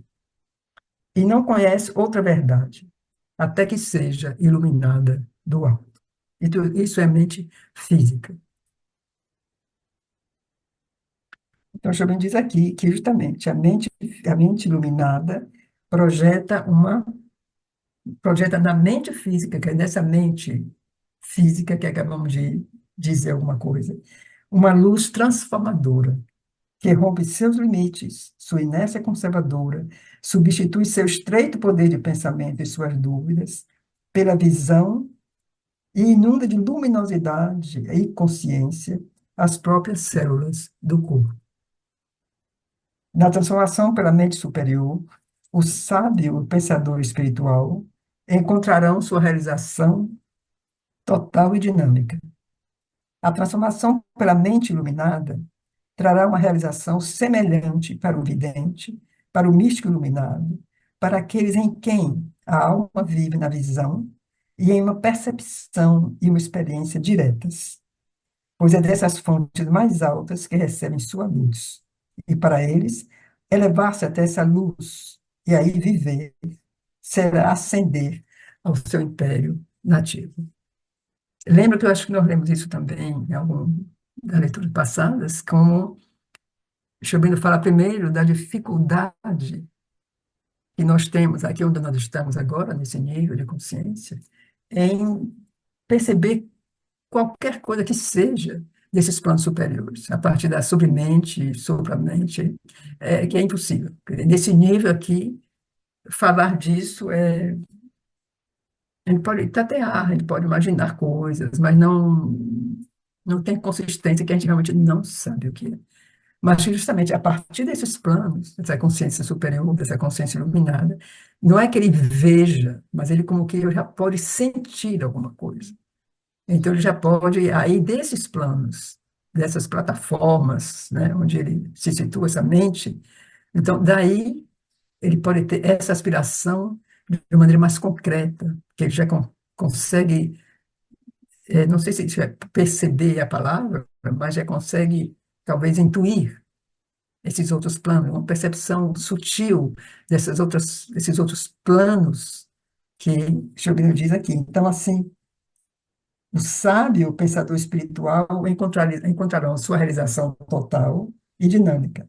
A transformação para a mente iluminada trará uma realização semelhante para o vidente, para o místico iluminado, para aqueles em quem a alma vive na visão e em uma percepção e experiência diretas, pois é dessas fontes mais altas que eles recebem sua luz. Então, para eles, elevar-se até essa luz e aí viver, será ascender ao seu império nativo. Quer dizer, quando você chega nesses níveis, aí você consegue realmente perceber profundamente a sua origem, como experiência, porque agora nós podemos falar disso, saber disso. Algumas vezes, assim, pequena percepção interior dessa conexão. Mas quando você chega nesse nível, então eles têm uma experiência direta, porque é dessas fontes que eles recebem sua luz. Então, com aí eles sabem, né? Esse saber desse conhecimento direto. Então, isso é também muito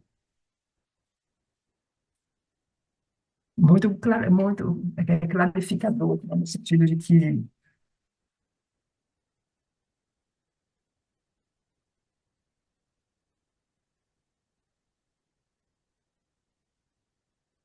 como esse fio de luz, né? Que é como se fosse uma escada, me vem essa imagem, assim, essa escada luminosa, mas que vai se acendendo, né? Que a gente acende, né, acender e subir, e ao mesmo tempo essas luzes se acendem, né? Quer dizer, à medida que você acende, essa escada também se acende, quer dizer, as luzes vão ficando mais claras. Não sei, É, assim, parece muito.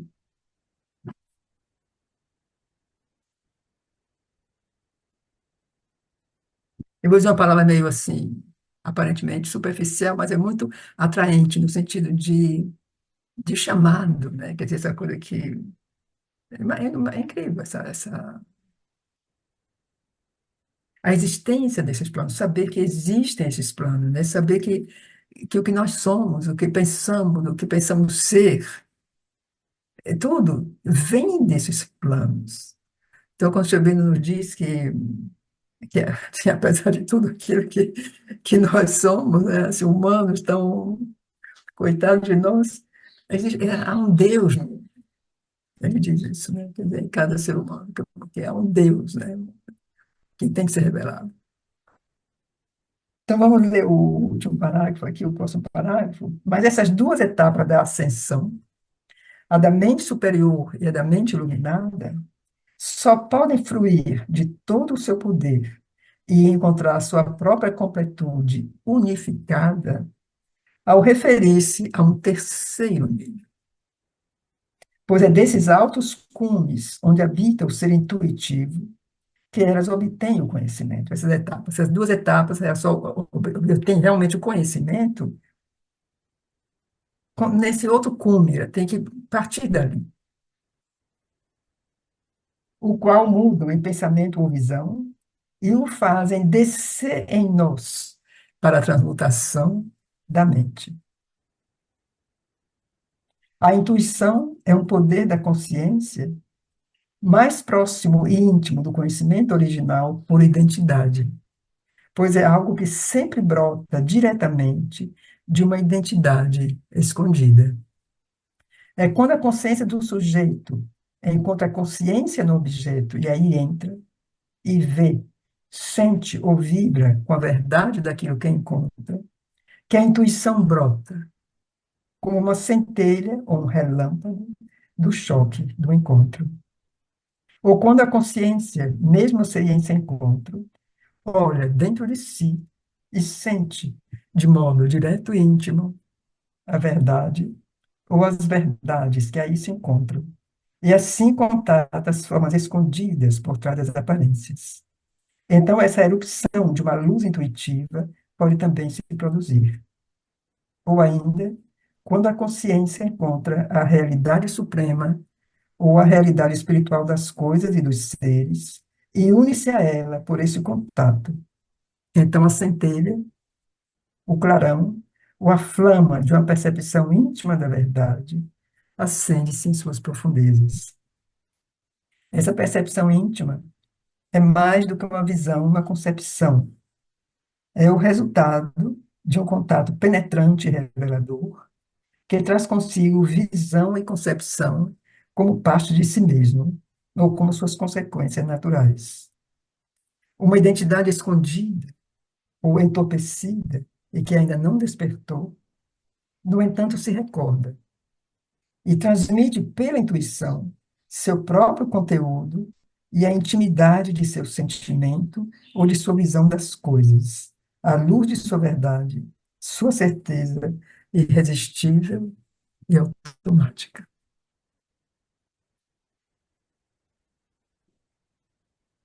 Eu vou continuar. Esse trecho sobre esse aqui sobre a intuição, eu acho que não tem muito o que dizer. Eu acho que tem que ler de novo e ler mais uma vez.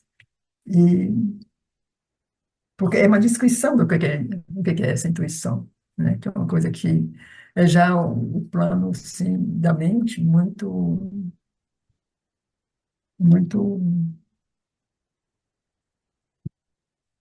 como ele diz, mente superior, mente iluminada, intuição e sobremente. Então, a intuição já se aproxima, né, da sobremente, e além. Então, na mente humana, a intuição é precisamente essa lembrança da verdade ou uma transmissão da verdade. Esse clarão revelador, ou essa chama que irrompe em uma grande massa de ignorância, ou através de um véu de insciência. Mas vemos que aqui ele está sujeito a uma mistura invasiva, a um revestimento mental, ou é interceptada e substituída. Há também numerosas possibilidades de interpretações falsas que se opõem à pureza e plenitude de sua ação. Ademais, encontramos pretensas intuições em todos os níveis do ser, que são comunicações mais do que intuições, e têm uma proveniência, um valor e um caráter mais variados. O assim chamado místico infraracional, pois para ser um verdadeiro místico não basta rejeitar a razão e fiar-se em fonte de pensamento, de ação, de que não se tem compreensão alguma, É muitas vezes inspirado por tais comunicações no nível vital, proveniente de uma fonte obscura e perigosa. Eu não sei se é claro para todo mundo o que é que o Chubin está dizendo aqui. Então, o assim chamado místico infracional. Esse é um fenômeno que ocorreu, está ocorrendo ainda, em muitos níveis, né? Assim, da sociedade, da estrutura humana, né? Da sociedade, que vai desde certos xamãs, ou certos líderes espirituais, ou todo esse mundo, né? Que justamente tem esses. É muito interessante, chama o místico infracional. Quer dizer, aquele que se diz intuitivo, que sabe porque alguma coisa se abriu, ele percebeu, sei lá. Tem muitas maneiras, né? Então, Chopin diz isso, que essas fontes de inspiração, muitas vezes, acontecem no nível vital. E são provenientes de uma fonte obscura e perigosa. Então, não vamos elaborar muito nesse campo, porque eu acho que há exemplos, né, bastante de extremos até, né, casos assim que foram trágicos, de certo modo, por esse tipo de, como se pode dizer, de místico, esse tipo de misticismo infrarracional. Então, nessas circunstâncias, somos levados a nos apoiar, sobretudo, na razão, e mesmo dispostos a controlar as sugestões da intuição, ou da pseudo-intuição, que é um fenômeno mais frequente, pela inteligência observadora e discriminatória, pois sentimos da nossa parte intelectual que sem isso não poderemos distinguir a coisa verdadeira do artigo misturado ou adulterado ou do substituto falso. Então, o Chirubino chama muita atenção no caso da intuição, sobretudo. Porque a intuição, quanta gente, né? Ah, não, eu sou um tipo mais intuitivo, eu sigo meu coração, eu sigo minha intuição, eu vou fazendo isso, aquilo. Então, a gente ouve muito isso, né? E isso pode ter alguma gota de verdade, mas justamente a gente deve ter o que na Índia, né, muito se insiste muito no discernimento. Então, eu acho que, sobretudo no mundo de hoje, assim, tão confuso, tão cheio de informações assim por todos os lados, a discriminação é fundamental, assim. Então, eu mesmo assim quando converso com as pessoas e tal, eu tenho chamado muita atenção para isso e, digamos no conhecimento na Índia isso tem um nome, é uma realização espiritual, é o Viveka, que é o discernimento, saber discernir. E quando a mãe fala assim das fases, né, da educação à criança, então a primeira fase é o quê? É o contato com deixar a criança, de certo modo, explorar, né, até os primeiros 7 anos. E assim, segundo, de 7 aos 14, ela deve aprender a discernir. E aí, justamente a partir dos 14, se isso foi seguido, ela é livre. Porque justamente ela sabe discernir, ela teve uma base, justamente, de conhecimento das coisas por certa intuição, ela aprendeu a discernir. Então, a partir dos 14, ela pode decidir a sua vida, que ela aprendeu a discernir. Então, é, mas isso reduz, ele continua, em grande parte, a utilidade da intuição, pois a razão não é, nesse campo, um árbitro de confiança, visto que seus métodos são diferentes, especulativos, incertos, uma busca intelectual. Embora, na verdade, a própria razão se apoie em uma intuição camuflada para suas conclusões, pois sem essa ajuda não poderia escolher seu percurso ou chegar a um resultado certo. Ela esconde de si mesma essa dependência por trás do processo de uma conclusão racional ou de uma conjetura verificada. Uma intuição submetida a um exame crítico pela razão deixa de ser uma intuição e só pode ter autoridade da razão, para a qual numa fonte interior ou certeza direta. Mesmo se a mente se tornasse predominantemente intuitiva e se apoiasse em sua porção da faculdade superior, seria ainda difícil para ela coordenar suas cognições e atividades separadas, pois na mente estas têm sempre tendência a aparecer como uma série de clarões conectados imperfeitamente. Enquanto essa nova mentalidade não tiver uma ligação consciente com sua fonte suprarracional, ou não puder levar-se e ter acesso a um plano superior de consciência em que a ação intuitiva é pura e nativa.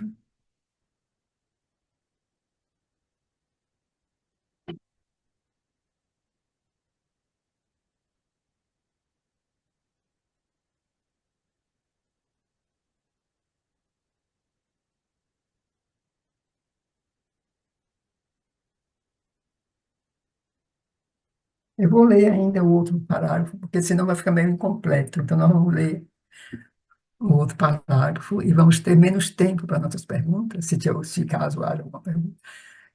Mas eu acho que vai clarificar um pouco mais. Então, a intuição é sempre uma ponta aguçada, um raio ou salto de uma luz superior.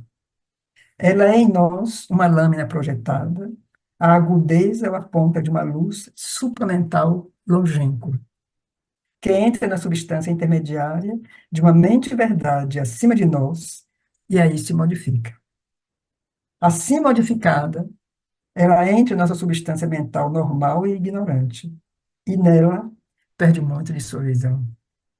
Mas nesse nível mais alto, de onde é nativa, sua luz é sem mistura e, portanto, inteiramente e puramente verídica.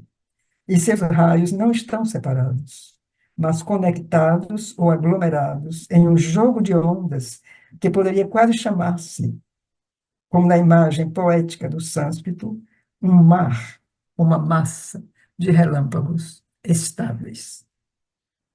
Quando essa intuição original ou nativa começa a descer em nós como uma resposta à ascensão de nossa consciência para o seu nível, ou porque descobrimos um meio livre de comunicarmos com ela, ela pode continuar a vir como um jogo de relâmpagos clarões isolados ou em uma ação constante. Mas nesse estágio, o julgamento da razão torna-se inteiramente inaplicável. A razão só pode agir como um observador ou um arquivista, que compreende ou registra as indicações, julgamentos e diferenciações mais luminosos do poder superior. Para completar ou verificar uma intuição isolada ou discernir sua natureza, aplicações e limitações, a consciência receptora deve confiar em uma outra intuição que a complete ou que possa fazer descer uma intuição massiva capaz de pôr tudo em seu lugar. Pois uma vez que o processo de mudança começou, é imperativo que a substância e as atividades da mente sejam completamente transmutadas em substância, forma e poder da intuição. Até lá, e enquanto o processo da consciência depender da inteligência inferior para servir, ajudar ou utilizar a intuição, o resultado só pode ser uma sobrevivência da mistura, conhecimento e ignorância, elevada ou realçada por uma luz e uma força mais altas que agem em seus elementos do conhecimento.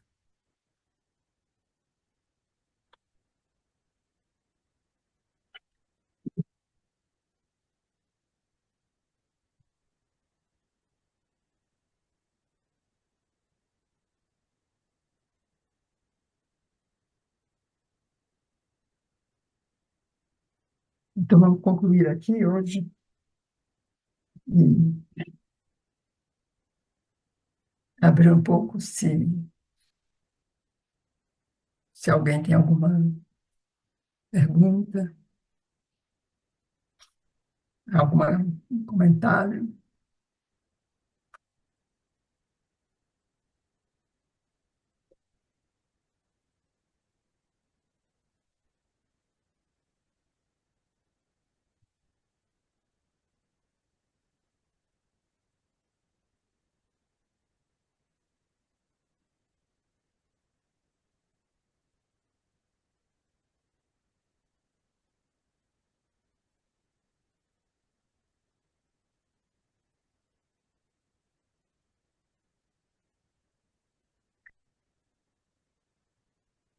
Nada, perguntas?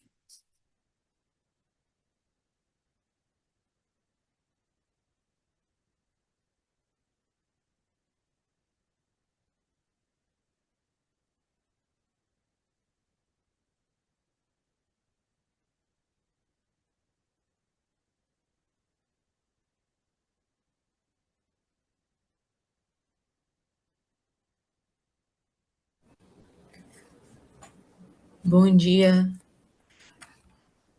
Ariamani, não tenho nenhuma pergunta, mas só agradecimento mesmo. Obrigada por hoje.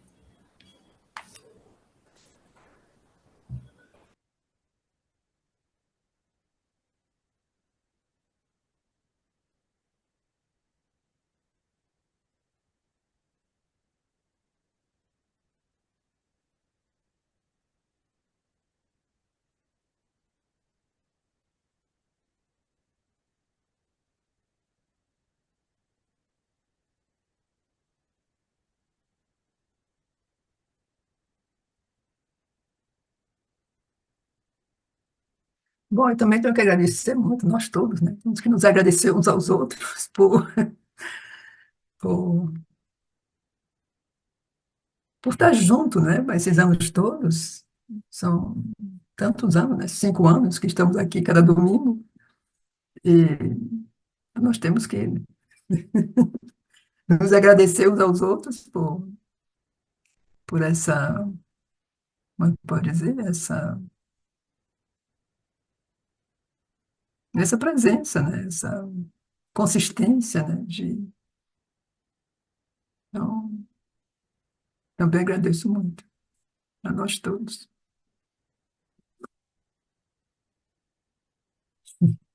Então tá. Então, tenhamos um bom domingo